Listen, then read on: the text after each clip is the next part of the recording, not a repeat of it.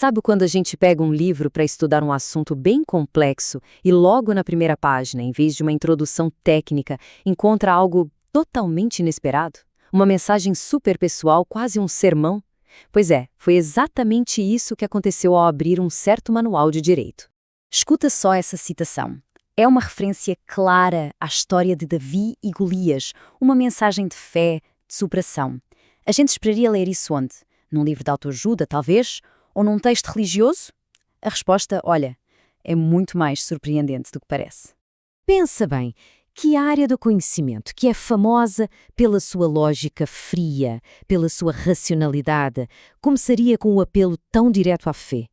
Fica aquele suspense no ar, né? E aí está a revelação. Essa introdução, ela vem de um dos manuais de direito penal mais respeitados do Brasil.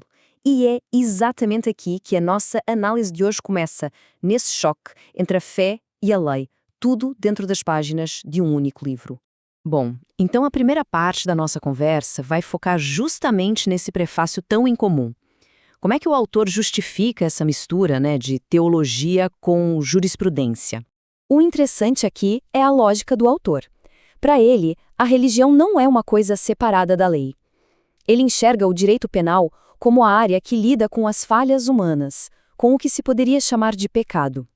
Então, na visão dele, falar de Deus ali não é só apropriado, é necessário. Então, o ponto central dele é este.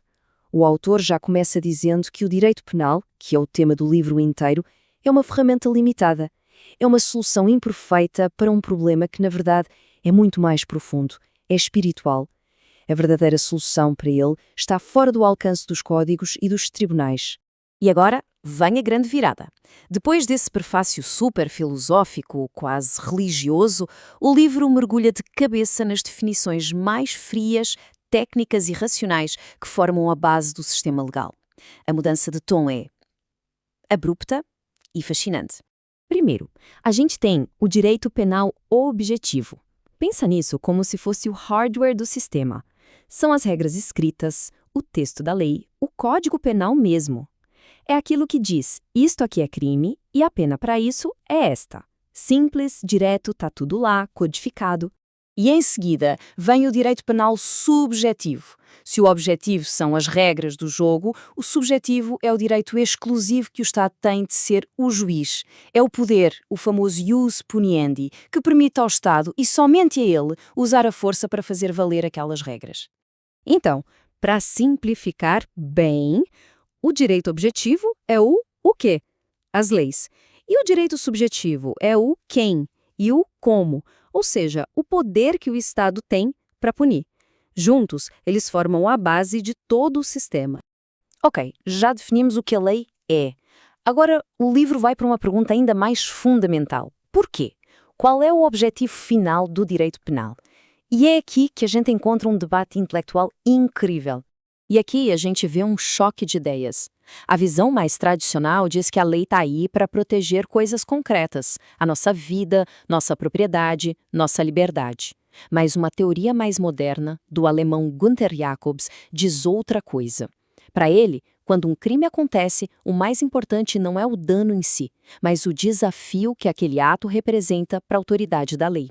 Ou seja, a grande questão é, o direito penal é um tipo de guarda-costas para os nossos bens mais preciosos, ou ele é um sistema que se autopreserva, punindo para provar que as suas regras ainda importam? É uma diferença sutil, mas que tem consequências enormes na forma como a gente enxerga a justiça.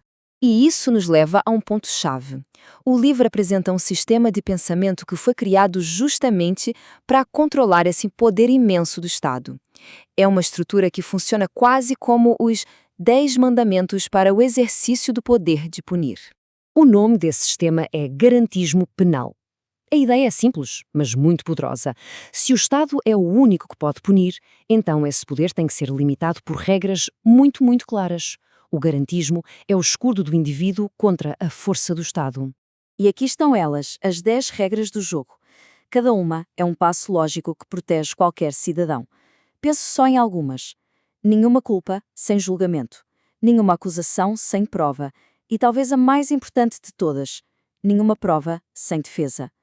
Juntas, Elas formam uma verdadeira muralha de racionalidade contra qualquer poder arbitrário. E olha só como isso nos leva de volta para o começo da nossa história. Lembra da metáfora de Davi e Golias lá do prefácio? Pois é, o garantismo penal é exatamente a funda de Davi.